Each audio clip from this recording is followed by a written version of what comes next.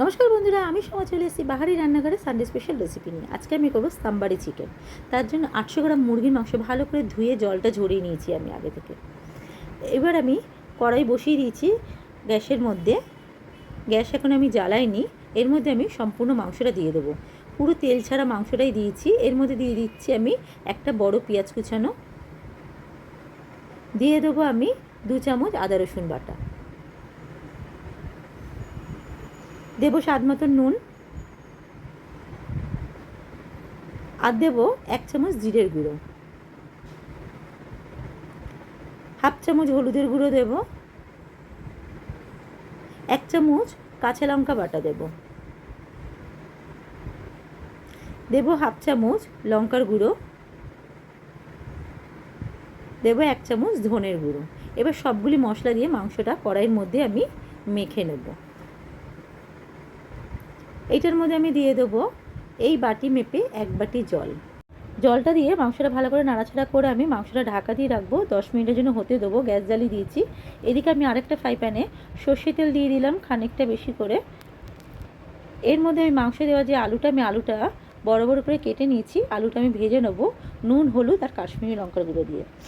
আলু ভাজার তেলের মধ্যে আমি দিয়ে দেবো আরেকটুখানি তেল। ওই তেলেই দিয়ে দেবো 2টো বড় পেঁয়াজ কুচানো,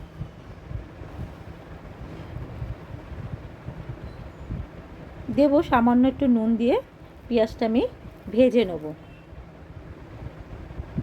পেঁয়াজটা ভাজা হয়ে গেছে। এর মধ্যে দিয়ে দেবো আমি একটা বড় টমেটো কুচানো।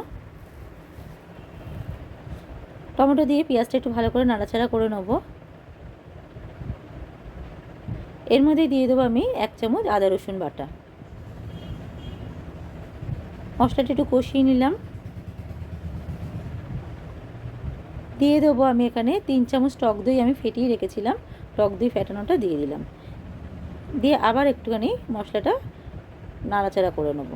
দেবো 1 চামচ চিনি। মশলাটা হয়ে এসছে। এর মধ্যে আমি ভাজা আলুটা দিয়ে দেবো। আলুটা দিয়ে ভালো করে মশলাটা কষিয়ে নেব। মশলাটা কষে এসছে। এর মধ্যে আমি কিছুটা ক্যাপসিকাম দিয়ে দেবো। ক্যাপসিকামটা আমি কিউব করে কেটে রেখেছি। এখানে আমি রেড কালারের আর গ্রিন কালারের ক্যাপসিকামটা ইউজ করেছি। দিয়ে আবার মশলাটার সঙ্গে ভালো করে ক্যাপসিকামগুলি মিশিয়ে নেব। ক্যাপসিকামটা একটু নরম হয়ে এসছে। মশলাটা আমার রেডি হয়ে গেছে। এদিকে আমি ঢাকনা খুলে মাংসটা একটু দেখে নেব। মাংসটা দিয়ে কতটা তেল ছেড়ে এসছে দেখুন। এখানে সম্পূর্ণ মাংসের তেলটাই ছেড়েছে। আমি এখানে একটুও তেল ইউজ করিনি। এই মাংসটার মধ্যেই আমি যে মশলাটা কষালাম আমি আলু দিয়ে, সেই মশলা আলু আমি মাংসটার মধ্যে সম্পূর্ণ ঢেলে দেবো। সম্পূর্ণ মশলা আমি ঢেলে দিয়েছি। ভালো করে একটুখানি মিশিয়ে নেবো মাংসটা দিয়ে। মশলাটা দিয়ে ভালো করে মাংসটা আমি মিশিয়ে নিয়েছি। এর মধ্যে দিয়ে দিলাম আমি সামান্য একটু জলটা দিয়ে ভালো করে মাংসটা নাড়াচাড়া করে নেবো।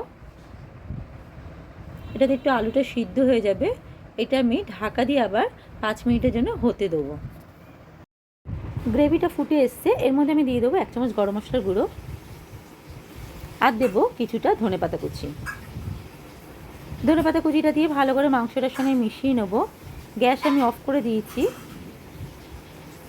নামানোর আগে আপনারা নুন মিষ্টিটা দেখে নেবেন। আর এটা আমি গরম ভাতে পরিবেশন করব। রেডি হয়ে গেছে সাম্বারি চিকেন।